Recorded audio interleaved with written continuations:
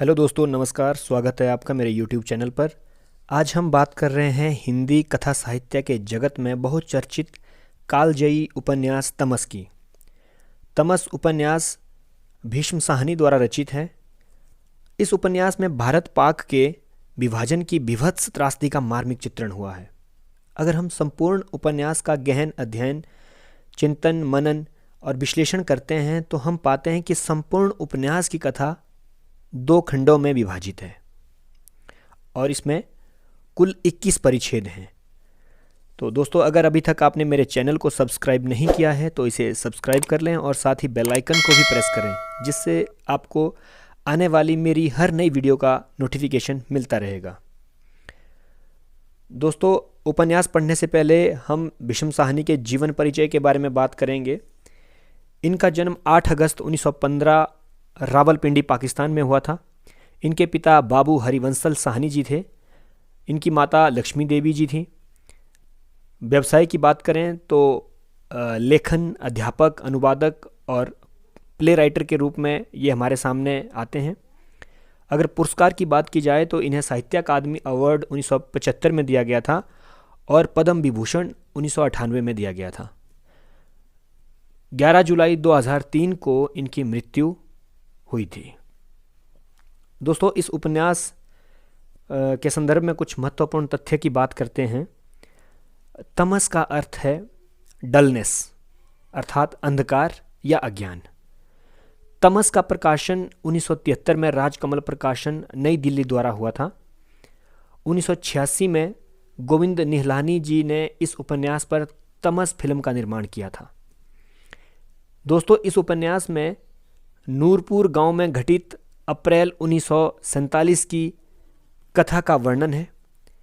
उपन्यास में 5 दिन की मार्मिक कथा इस तरह से दिखाई गई है जिससे लगता है कि भारत के अब तक के लगभग 100 वर्षों की कथा उसमें घटित है।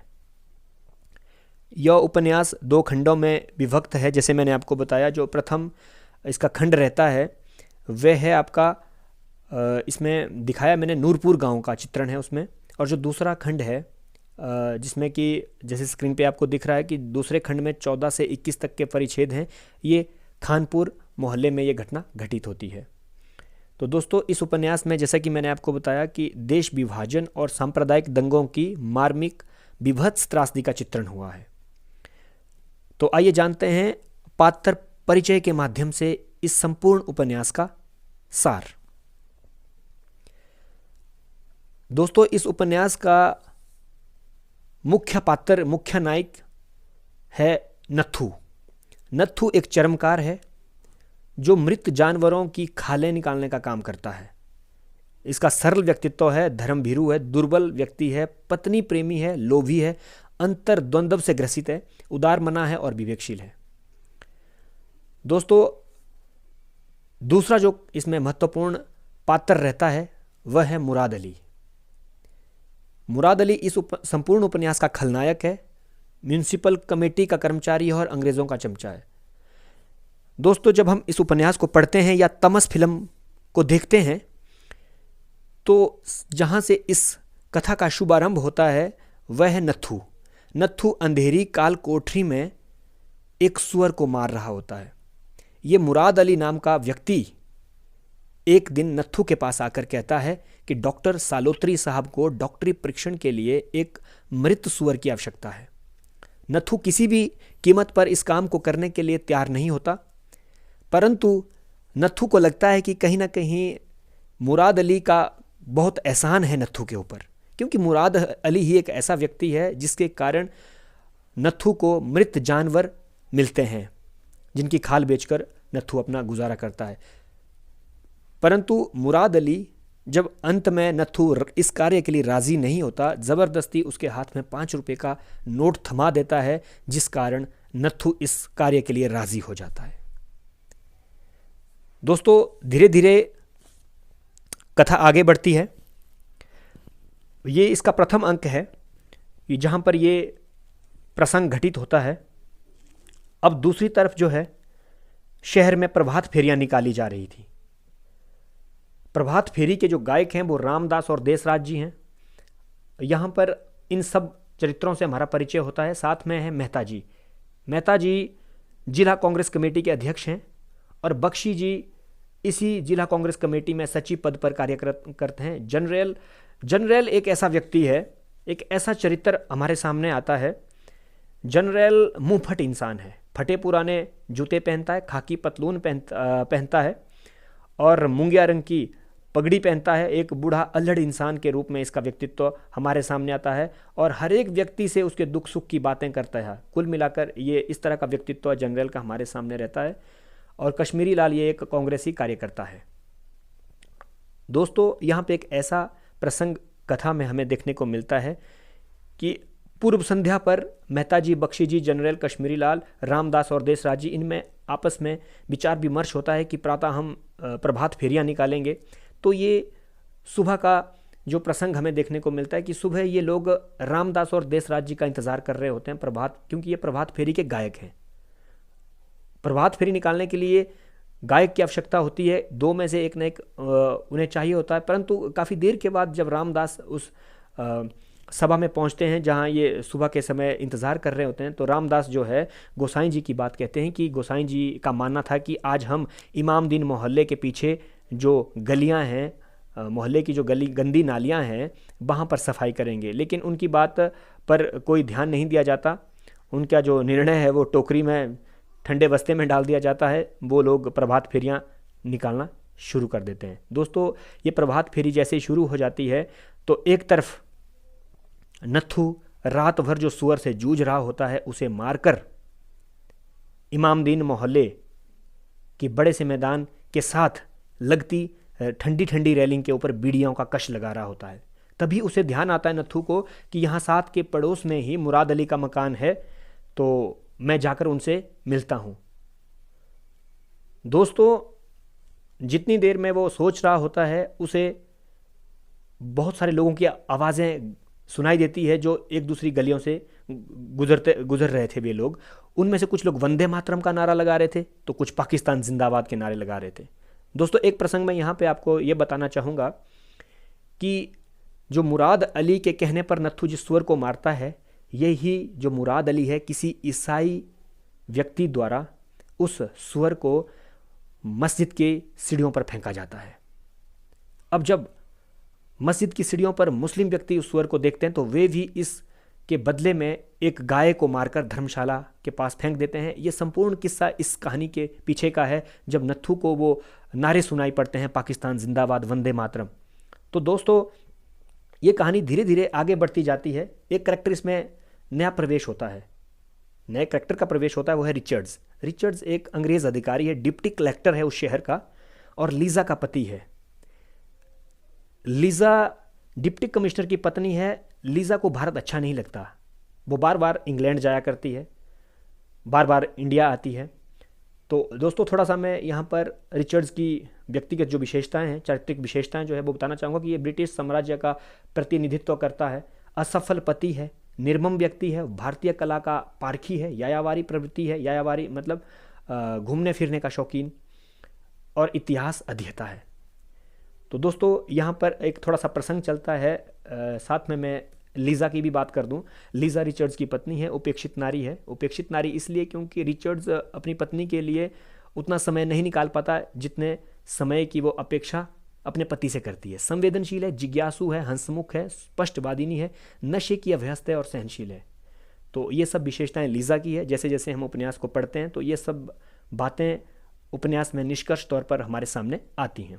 तो दोस्तों, मैं एक प्रसंग की बात कर रहा था कि जब रिचर्ड्स और लीज़ा आपस में बात करती है तो लीज़ा रिचर्ड से कहती है कि मैं तो अभी तक हिंदू और मुसलमान को अलग अलग ढंग से भी पहचान नहीं पाई हूँ, तुम कैसे पहचान लेते हो रिचर्ड्स कि ये आदमी हिंदू है या मुस्लिम। तो यहाँ पर एक प्रसंग मुझे याद आता है कि जो लीज़ा है, लीज़ा को समझने में ये काफ़ी वक्त लगता है कि किस प्रकार जो रोशन है वो लाल लगाने से हिंदू हो जाता है, दीन लगाने से वो मुस्लिम हो जाता है और सिंह लगाने से वो ईसाई हो जाता है। मतलब रोशन लाल, रोशन दीन और रोशन सिंह। तो ये सब सीखने में उसे काफ़ी समय लगता है, वो समझ नहीं पाती इस चीज़ को। तो दोस्तों, कहानी धीरे धीरे करके आगे बढ़ती जाती है। अब जो नेक्स्ट किस्सा है प्रभात फेरी समाप्त होने पर है। जैसे ही प्रभात फेरी समाप्त हो जाती है तो जो गोसाई जी की जो बात रामदास जी ने, मास्टर रामदास जी ने सुनाई थी, तो वो कहते हैं कि ठीक है, गोसाई जी की बात मान ली जाती है, आज हम इमामदीन मोहल्ले की सफाई करेंगे। तो दोस्तों जैसे जैसे ये कमेटी के जो कांग्रेस कमेटी के जो सदस्य है इमामदीन मोहल्ले की नालियों की सफाई में जुट जाते हैं, जैसे ही सफाई अभियान समापन पर होता है उसी समय एक मोहपाल नाम का व्यक्ति दौड़ दौड़ दौड़ कर आता है और कहता है कि मस्जिद की सीढ़ी पर किसी ने सुअर मारकर रख दिया है। अब इस स्थिति को भांपते हुए बख्शी जी ने भंगियों को बुलाकर सुअर को फेंकवाने की सलाह दी। कुछ लोग इस बात पर सहमत हुए, कुछ असहमत हुए, लेकिन बख्शी जी और जनरल सुअर की टांगें पकड़कर सीढ़ियों से घसीटकर उसे ईंट के ढेर के पीछे छिपा देते हैं।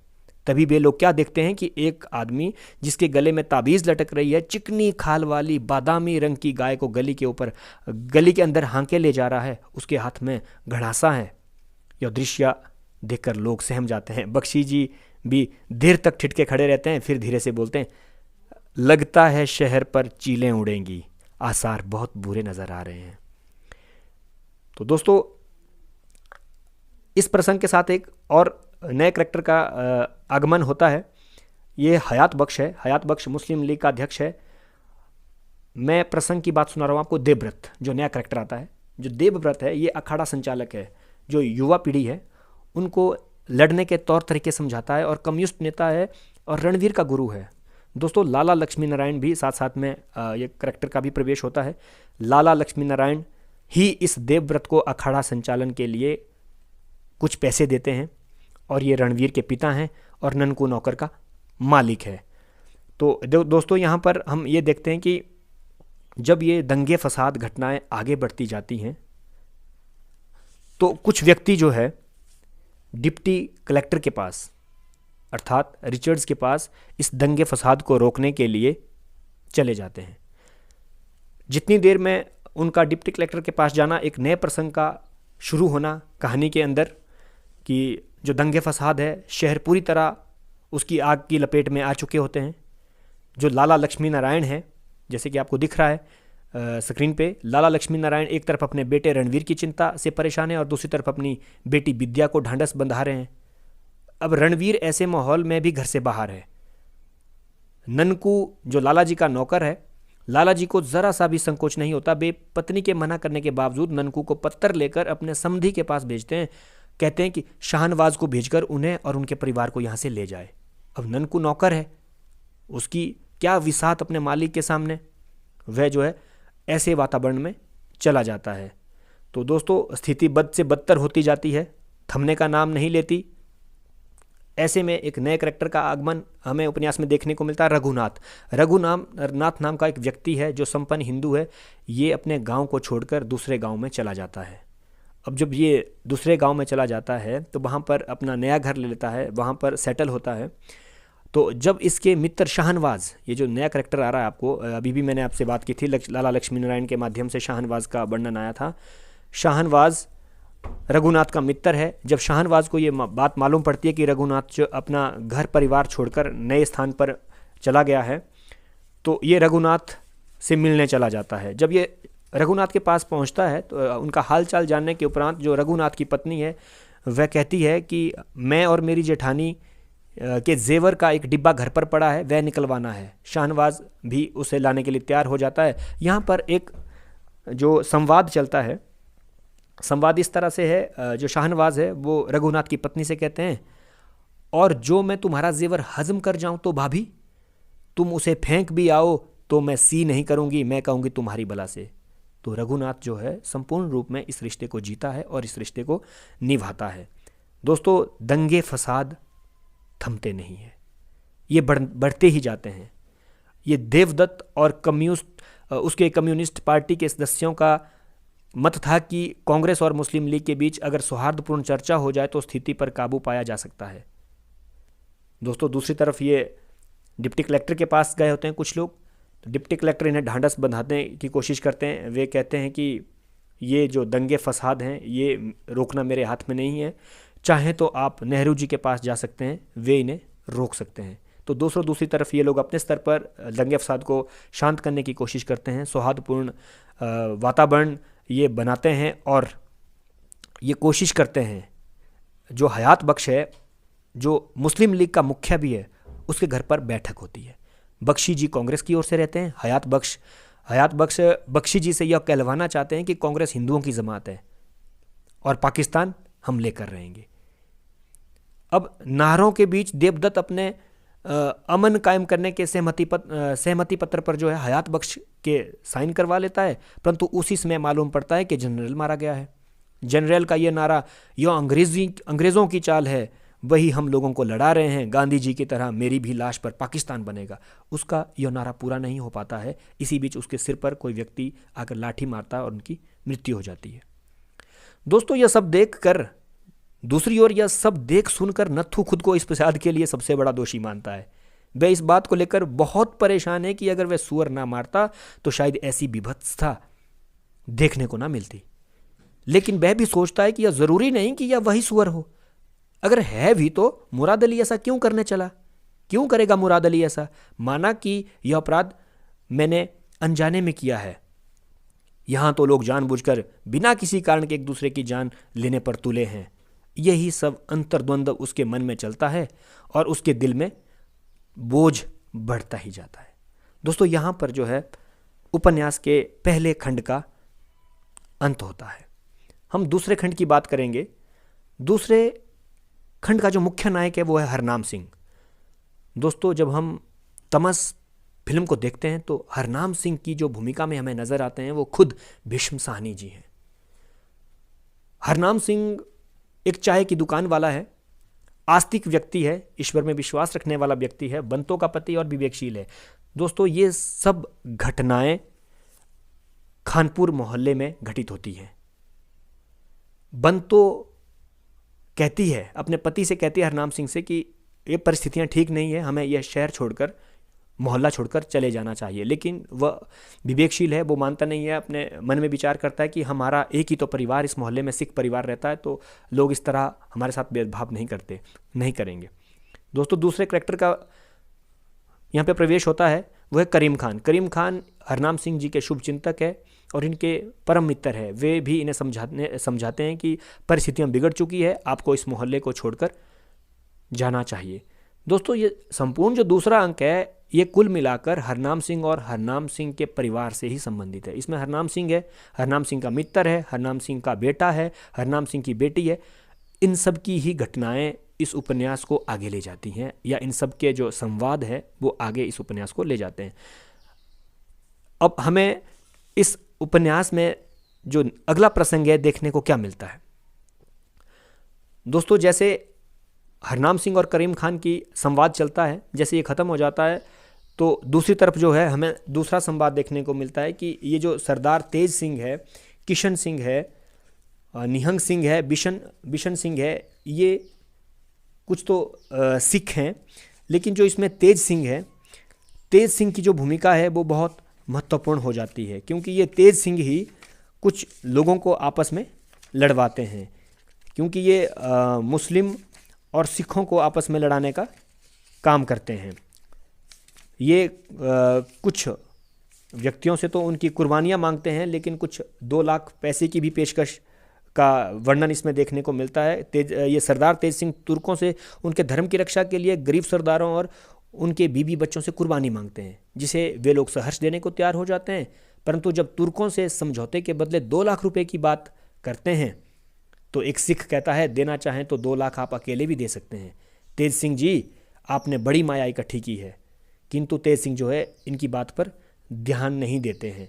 इस माध्यम से भीष्म साहनी जी ने तेज सिंह का जो चरित्र है हमारे सामने, वो इस तरह से पेश किया है कि ये कट्टरपंथी है और ये अपनी जाति प्रेम और समुदाय से प्रेम करने वाला नहीं है। तो इस तरह से हमें जो तेज सिंह है इसका करैक्टर इसमें देखने को मिलता है। तो दोस्तों, हम द्वितीय खंड की बात कर रहे हैं कि किस तरह से ये घटनाएं जो उपन्यास को आगे ले जाती हैं। जब इनका संवाद खत्म हो जाता है हरनाम सिंह और करीम खान का, तो हमें देखने को क्या मिलता है, एक नया प्रसंग कि पूरे गांव के जो सिख हैं वे गुरुद्वारे में इकट्ठे हो गए हैं। सुरक्षा व्यवस्था पर विस्तृत चर्चा चल रही होती है। यहीं पर ये सब किशन सिंह, निहंग सिंह, विशन सिंह, है ना, मनी हरीवाले एवं तेजा सिंह, ये सब व्यक्ति अलग अलग मोर्चा डाले हुए दिखाई देते हैं। और इसी बीच जो है सिखों का सोहन सिंह और मुसलमानों के बीच मिर्दाद अपनी अपनी बिरादरी वालों को समझा रहे होते हैं। और यहीं पर गुरुद्वारे में ही एक नई घटना घट जाती है, जिसमें इस घटना में नत्थू बेचारा मारा जाता है। अब यहाँ पर जो दंगे फसाद गुरुद्वारे में होते हैं, थक हार कर जो हरनाम सिंह और बंतो है, ये यहाँ से भाग निकलते हैं। एक ऐसे घर में दरवाजे से किसी घर की दरवाजे की कुंडी को खटकाते हैं। वह घर जो है मुसलमान परिवार का निकलता है। वो घर है एहसान अली का। एहसान अली राजो का पति है, रमजान का पिता है। अब परिस्थिति ऐसी बन जाती है कि जब राजो दरवाज़ा खोलती है तो वह उन्हें पनाह देती है। दोस्तों, राजो का करैक्टर बहुत ही महत्वपूर्ण है, यहाँ पे बहुत ही दिलचस्प है। मैं उनके करैक्टर की कुछ विशेषताएं आपको बताना चाहूँगा। राजो एहसान अली की पत्नी है, जैसे कि आपको स्क्रीन पे शो हो रहा है। दयावान नारी है, स्पष्टवादिनी है और मानव धर्म की उपासिका है। दोस्तों, ये ऐसे समय में जब दंगे फसाद हो रहे होते हैं, खून खराबा, लड़ाई झगड़ा, ये सब चल रहा है, ऐसे समय में ये दरिया दिली दिखा देती है। राजो हरनाम सिंह और बंतो को अपने घर में पनाह देती है। वो कहती है कि इस समय घर में ना मेरे पति है ना मेरा बेटा है, परंतु जब वे घर आएंगे तो उनके आने से पहले मुझे आपको यहाँ से निकालना पड़ेगा। तो दोस्तों, रात का वक्त है, घर में राजो है और एक नई करैक्टर है अकरा एहसान अली की बहू है। अब रात के समय में जब रमजान और एहसान अली चोरी डकैती डालकर घर पहुंचते हैं तो वे राजो को दिखाते हैं कि वे चोरी में बहुत सारा माल लेकर आए हैं। वो एक बहुत बड़ा ट्रंक लेकर आते हैं, उसको तोड़ने की कोशिश अकरा करती है। जब अकरा उस ट्रंक को हथौड़ी से तोड़ रही होती है तो हरनाम सिंह जो है खिड़की से झांक कर देखते हैं और आत्मविश्वास के साथ बोलता है, ताला क्यों तोड़ती हो बेटी, यह लो चाबी, यह हमारा ही ट्रंक है। एहसान अली, मैं हरनाम सिंह हूँ, तुम्हारी घरवाली ने हमें तुम्हारे घर में पनाह दी है। गुरु महाराज तुम्हें सलामत रखे, यह ट्रंक हमारा है, पर अब से तुम इसे अपना समझ लो। अच्छा हुआ जो ये तुम्हारे हाथ लगा, किसी दूसरे के हाथ नहीं लगा। दूसरों, एहसान अली की जो है नज़रें झुक जाती हैं।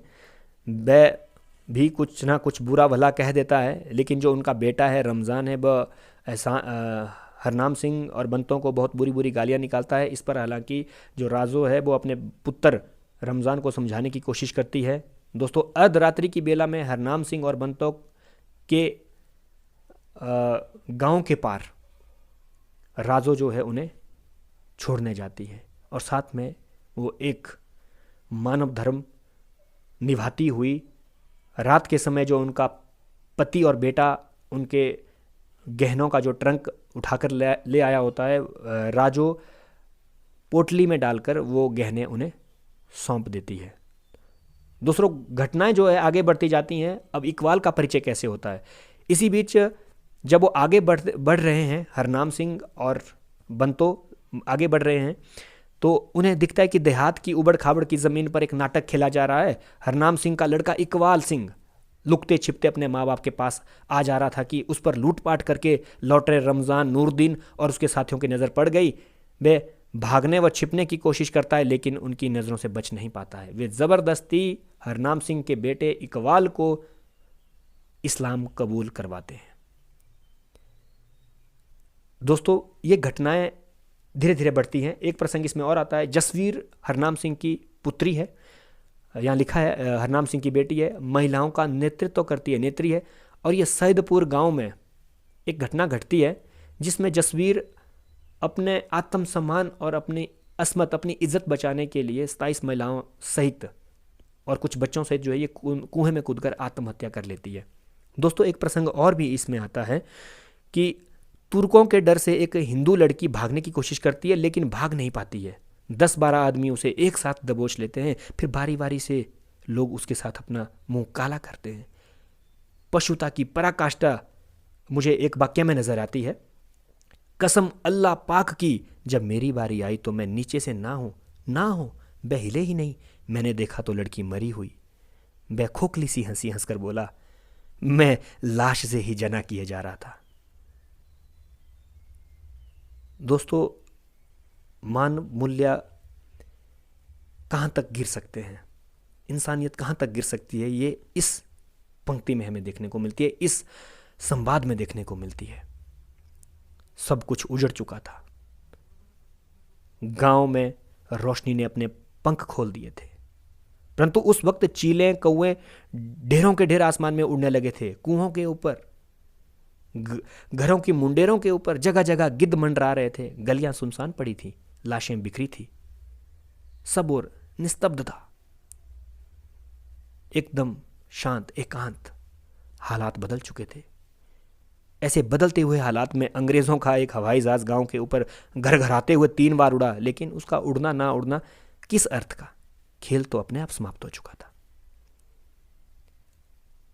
रिचर्ड्स और लीजा का प्रसंग भी स्वाभाविक यहाँ पर मुझे याद आना स्वाभाविक लगता है कि लीजा रिचर्ड से कहती है कि देश के नाम पर ये लोग तुमसे लड़ते हैं, लेकिन धर्म के नाम पर रिचर्ड्स तुम इन्हें आपस में लड़वाते हो।